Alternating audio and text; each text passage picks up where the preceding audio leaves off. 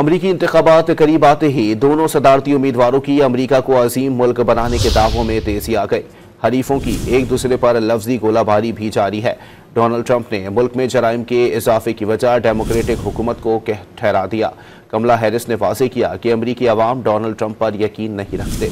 अमरीकी सदारती इंतखाबात में 4 दिन बाकी रह गए। जहां इंतखाबी मुहिम और रैलियों का सिलसिला जोर शोर से जारी है, वहीं दोनों उम्मीदवार अपनी अपनी जीत के दावे भी करते नजर आ रहे हैं। अमरीकी मीडिया के नए पोल्स में कमला हैरिस को ट्रंप पर मामूली बरतरी दिखाई गई है। माहिरीन भी कमला और ट्रंप में मामूली फर्क से फतह और शिकस्त का इम्कान जाहिर कर रहे हैं। अमरीका को दोबारा से अजीम मुल्क बनाने के दावेदारों की एक दूसरे पर शदीद लफ्जी गोलाबारी का सिलसिला भी जारी है। डोनाल्ड ट्रंप ने इंतखाबी रैली से खिताब में कमला हैरिस की इमिग्रेशन पॉलिसियों को शदीद तनकीद का निशाना बनाया। दावा किया कि कमला हैरिस ने तारिकीन वतन को दाखिले की इजाजत देकर जुराइम में इजाफा करवाया। डोनाल्ड ट्रंप ने अपने हामियों को अमरीकी सदर की जानिब से कचरा करार देने पर दिलचस्प रद्द-ए-अमल का इजहार किया। रियासत विस्कॉन्सिन में तैयारे से उतरने के बाद वो सीधा कचरा उठाने वाले ट्रक में जाकर बैठ गए। खाकरोबों का यूनिफॉर्म पहने डोनाल्ड ट्रंप ने सदर बाइडेन को पैगाम दिया कि उनके वोटर्स कचरा नहीं। डोनाल्ड ट्रंप ने खुद को खवातीन का मुहाफिज करार देते हुए कहा कि वो खवातीन की हिफाजत यकीनी बनाएंगे। दूसरी जानिब डेमोक्रेटिक उम्मीदवार कमला हैरिस ने